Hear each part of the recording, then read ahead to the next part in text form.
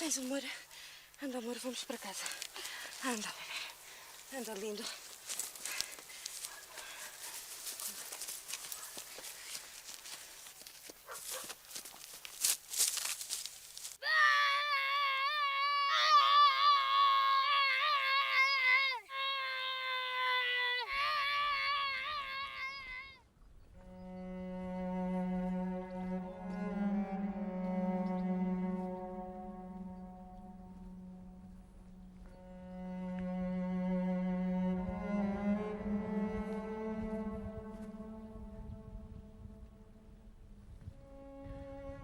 O que é que nos distingue dos animais?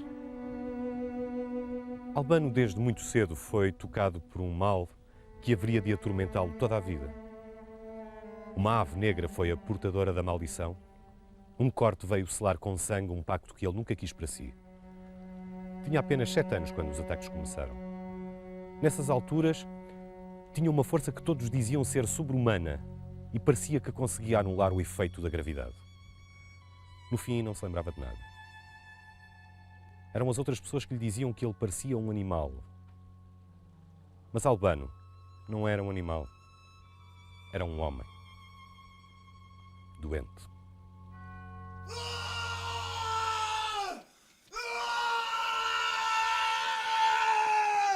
Às vezes, à noite, a qualquer hora do dia, dar aquele ataque ao Sr. Albano, como lhe chamava. E o homem, da noite, gritar e a gente ouvir aqueles gritos estridentes que nos confundia. E o homem, muitas vezes, a gente chegava à janela e via o homem andar como um cão, pela rua adiante, e com gritos não eram bem estridentes, mas eram mais que estridentes, eram lacinantes, uma coisa fora do vulgar, que a gente estremecia. Lembro-me de o ver muitas vezes deitado no chão, no inverno, na altura podia estar a nevar, podia estar a chover, podia estar muito frio, em ceroulas. Conforme estava na cama, assim saltava pela janela e assim andava horas, dentro da aldeia, fora da aldeia, naqueles silvados, na serra, e sempre com aqueles gritos, uiuei, uiuei, uiuei, que eram conhecidos por toda a gente. Quando andava com o mal era mesmo ações de macaco. Dava a impressão de um animal. Normalmente, ele tinha os olhos muito encurvados. Era uma pessoa robusta, um homem forte, alto, nutrido. Mas dava a impressão que os olhos se lhe encurvavam. Né? Isso normalmente ele mesmo era assim. E ele desfigurava-se. Era um animal autêntico a galopar. Era um cachorro. Impressionava.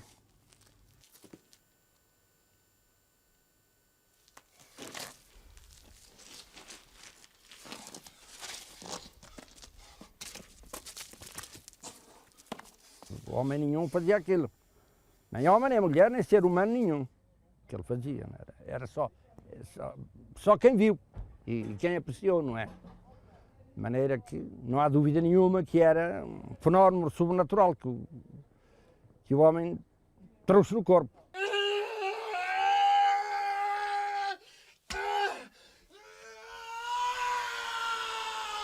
A aldeia de Aveloso aprendeu a lidar com Albano. A compaixão que tinham pelo seu sofrimento era mais forte do que o medo.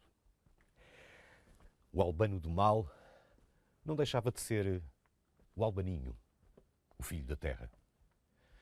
Albano, que durante os ataques tinha uma força extraordinária, que subia o pelourinho da aldeia, que chegou a partir um portão de ferro com a cabeça, era um homem doente. Era assim que a aldeia o via e por isso a aldeia o aceitava. Fora daqui, Albano era um desconhecido. Provocou distúrbios e causou o pânico. E foi assim que, em Lisboa e no Porto, surgiu a lenda do homem macaco. Nós éramos miúdas, E o meu pai tinha muito medo que a gente se afligisse e que ele pudesse entrar pela casa dentro. E então a gente tinha muito medo. E o meu pai, quando ele estava bem, disse: se um dia entras na minha casa, eu mato-te. Tu nunca entras na minha casa porque os miúdos têm muito medo. E ele nunca entrou. Era berrar. Ui, ui. E chegava a tal freguesia ou a tal santa em cima, levavam para lá o comer, comiam, e ele começando aos gritos, fugia toda a gente, deixavam o comer, deixavam tudo e fugiam com o medo dele. Quem não conhecia, agora quem não conhecia já não tinha medo. Ele saiu do tribunal e foi à casa dessa senhora, a tal Dona Carminho, que era uma senhora titular, filha de um médico, e estava tão raivoso, que a pia estava cheia de água, porque tinham de lhe pôr água, e ele marcou na pedra, na pia, os dentes dele. Contavam, eu por acaso nunca vi, mas contavam isso. E depois, assim que acabou o ataque, foram ver como é que ele estava, se tinha magoado a boca ou qualquer, não tinha nada. Levavam animais e para verem o que ele fazia, tinham a pôr animais bravos, machos ou cavalos, e aos coiços, e ele fazia render qualquer um desses animais aos coiços. Era qualquer coisa que ele tinha. Era um macaco mesmo feito. Era um macaco feito. Coitado, mas ele passando mal, era bom homem. Era galopear mais que um cavalo por uma rua fora. E então, quando desse essa ordem, dizia: oi! Dizendo oi, as pessoas não podiam nem fazer mal nenhum, nem coisa nenhuma, porque senão não havia pessoa que se arrecadasse de uma casa, por bem forte que fossem os portões, levantava com a cabeça na porta, tinha as portas todas dentro, tudo. E então, as pessoas já conheciam, não havia ninguém que lhe fizesse mal nenhum, porque senão não escapavam. Tínhamos um moinho de vento ali em Pai Penela, ainda lá estão as ruínas hoje, e ele, de noite, subiu às velas, o moinho andava a andar, ele subiu às velas e andou por ali adiante a brincar. Lá de cima passou-lhe o ataque, e então chamava pelo moleiro: ó Júlio, chamava-se assim o moleiro. E o moleiro disse-lhe: olha, levanta-te, torna-te a dar o ataque. E deu-lhe o ataque e ele saiu.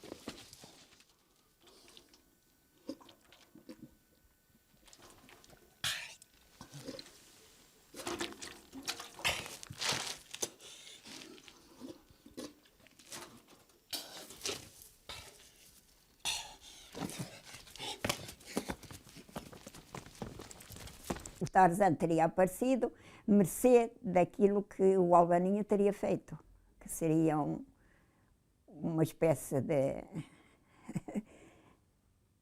como é dizer, de invenção, não é? Não, o próprio Albaninha teria dado lugar à invenção do Tarzan. É uma teoria, não sei.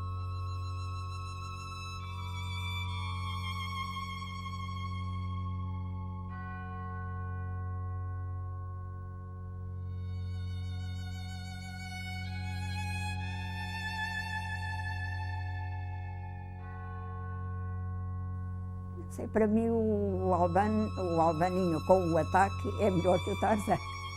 Era melhor, não é? porque a gente tinha receio e via que aquilo era natural, não é? Aquilo era, porque quando ele dava aqueles gritos enormes, quando ele arfava, a gente via que havia ali qualquer coisa, um mal, que não sabia o que era, não é? E que nos fazia admirar, e por sua vez as crianças tinham tudo admiração pelo Albaninho. Para Angola, foi para Lisboa, andou no Porto também lá fazia terlantina, subia à Torre dos Clérigos, também saltava de um lado para o outro e para baixo, e correu, teve estes trajetos todos. Em Lisboa, segundo diziam, não é, que eu não fui lá ver, nem a gente, que tinham num barco, convencidos, atiravam aquele para o mar, convencidos que ele ficava lá, e ele saía, subia logo e pronto, nada conseguiram fazer dele. Que ficaram a levar para o estrangeiro, ia no barco, atiravam com ele fora para o mar, e ele navegava para a água fora, ia para o barco outra vez. No comboio, chegava a tirar ele para fora do comboio, e andava mais que o comboio, e entrava para dentro. Até que chegaram a não lhe fazerem mal nenhum. Este homem foi perseguido e proibido de permanecer em Lisboa e no Porto. Mandaram-no para a África e repatriaram-no de novo. Qual a natureza do seu problema? Como é possível explicar a força e a agilidade que são descritas nos relatos? Acima de tudo, o que é impressionante é que o medo que as pessoas tinham dele era muito menor que o terror que Albano tinha de si próprio. Mesmo os pais, a mãe que tinha pedido auxílio a vários médicos, e tinha andado com ele por um lado e por outro para saber se lhe passava aqueles ataques. Aqui o povo, na povoação dizia-se um ataque, o Albaninho está com um ataque.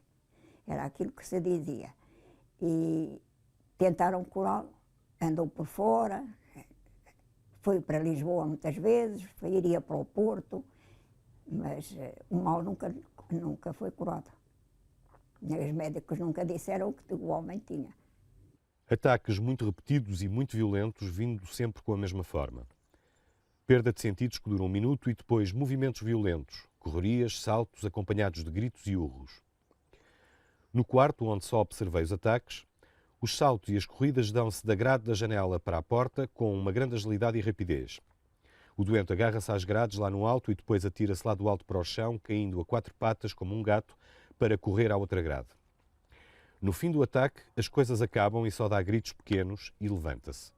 Salvo quando se pendura às grades, não se vê senão a 4 patas, estando em regra os dedos das mãos fletidas nas articulações extremas, e é assim que em regra a mão pousa. Outras vezes a flexão é menos e as polpas apontam. As mãos não são utilizadas para nada. Muitas vezes o doente remove coisas que estão diante de si, mas sem emprego das mãos. Durante estes movimentos, gritos que chegam a apavorar.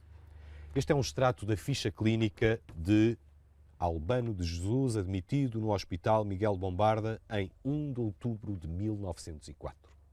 Seriam ataques epiléticos, seriam tão fortes que faziam o homem fazer aquelas diabruras todas, não sei. O diagnóstico que vem estabelecido neste processo clínico é de histeroepilepsia, portanto um quadro misto. Como sabe, à altura não tínhamos os recursos tecnológicos que temos hoje para poder apurar com mais detalhe o diagnóstico. De facto, há indicações que estão descritas, as crises propriamente ditas, que sugerem, de alguma forma, ataques com características epiléticas. Por outro lado, há outros aspectos que vêm referidos que serão mais sugestivos de um quadro de histeria. Provavelmente daí o terem feito um diagnóstico misto de histeroepilepsia. O internamento dele foi a pedido da Polícia Civil de Lisboa, num documento existente no processo, fazendo a menção a 2 subdelegados de saúde que pediam o internamento dele por alienação mental.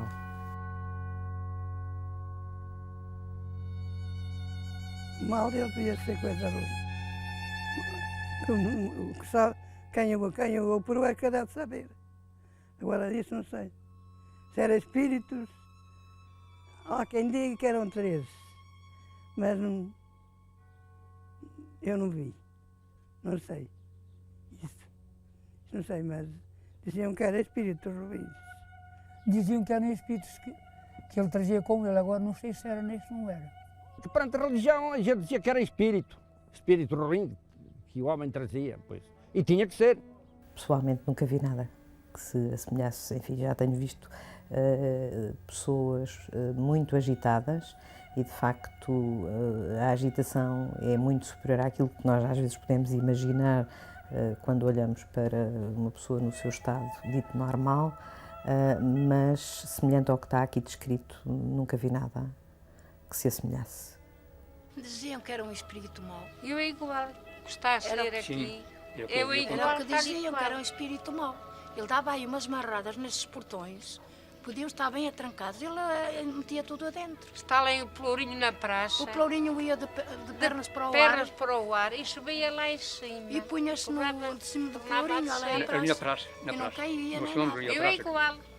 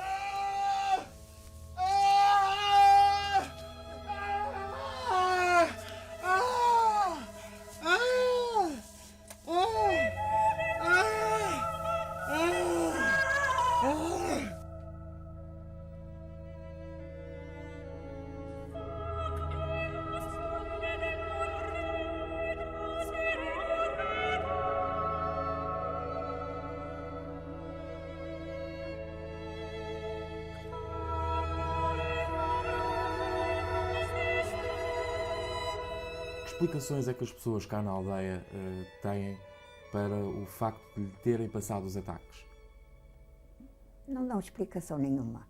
Não dão, a explicação é essa, que lhe teria passado bem haja a facada que lhe fez passar o mal. Era a única coisa que diziam as pessoas.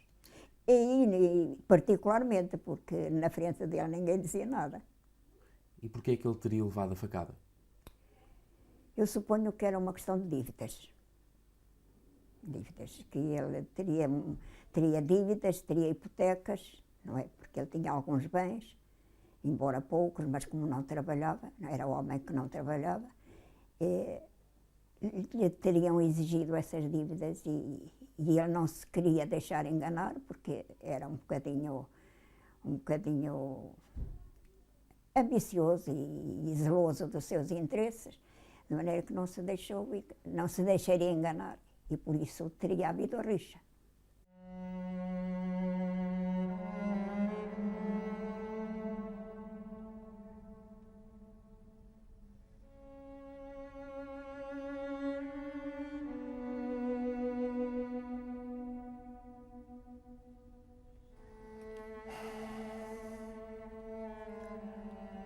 Este homem chamou a atenção de muita gente. Foi internado no Hospital Conde Ferreira, no Porto, e no Miguel Bombarda, em Lisboa. Segundo o relatório clínico, que esteve reservado todos estes anos, sofria de histeria e tinha ataques epilépticos. Havia também manifestações de licantropia. Tudo apontava, portanto, para problemas do foro mental. Ou talvez não. Em 1963, a Fundação Carlos Gulbenkian financiou um estudo com o único objetivo de analisar a ficha clínica de Albano Beirão e tentar perceber o porquê desse tipo de comportamentos. Esse relatório, que foi realizado por Van Ginhoeven, um especialista holandês, afirma textualmente que Albano Beirão, durante os ataques, chegava a levitar. Em 1976, Albano morreu. Tinha 92 anos. Este homem foi sempre visto como uma aberração da natureza. Talvez só a morte lhe pudesse trazer o alívio. Talvez nem isso. Sim, que chegou aqui a carrinha funerária, eu e mais 3 pessoas, tiramos o caixão fora da carrinha e balanceava muito dentro e deitava muito sangue. E foi para dentro da igreja, disse-se a missa, tornamos metê-la dentro, continuou a deitar e levamos para o cemitério e aquilo balançava muito, aquilo não era corpo que ia dentro. O caixão é leve de uma maneira e pesada de outra, que trazia só lá bandulho de sangue das ovelhas, daqueles preparados. E coisas lá dentro, tijolos. Era isso. Estava na igreja, estiveram a lavar a igreja com o cheiro daquela porcaria cheia de sangue. E conforme passava o caixão, assim era aquilo, tudo cheio de sangue para fora. Diziam que ele levezinho com uma pena, mas ele pesava muito. Ele pesava muito, ele era um homem, ele tinha quase duas grossuras do senhor e peso talvez por 2, e quando foi que ele morreu, disse que não pesava nada a urna. Era um fenómeno.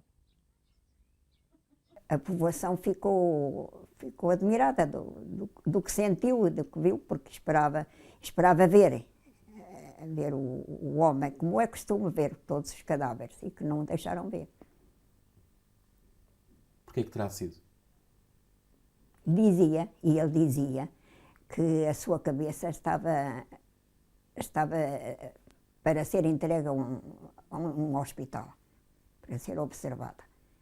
Seria, não seria, ninguém viu. Porque é costume trazer sempre um bocadinho aberto para se ver a pessoa, mas não se viu. E o povo ficou muito, muito admirado disso. Lembro-me que o coveiro que disse que não tinha autorização de abrir. E conforme veio, porque eu já assisti a alguns funerais, e com uma tesoura da poda corta-se o zinco e aquele não se cortou. E isso não é costume aqui na aldeia? Não é costume, não foi, isso não era, disse que não podia abrir, não podia fazer nada, ficou conforme veio, assim foi o funeral feito. Achei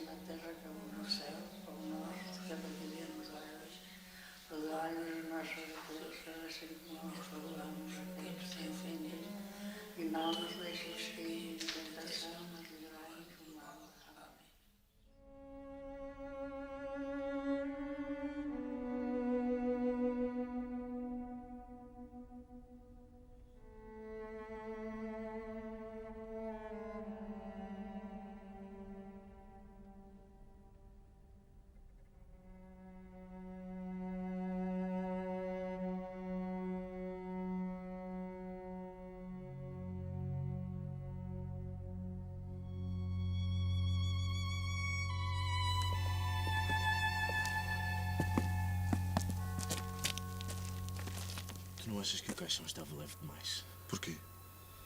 Não sei, pá. Para mim parecia que estava leve demais. Mas o que é que queres dizer com isso? Leve demais? Leve demais é leve demais, porra. Olha lá. Tu achas que o corpo vinha inteiro? Estás é maluco, pá. Então porquê que a urna vinha fechada, pá? Oh, homem, a urna vinha fechada porque o homem morreu há mais 3 dias. Se viesse aberta, era um cheiro que não se podia. Sei, pá, não sei. Não sei mesmo. Não sabes é nada, é o que tu sabes.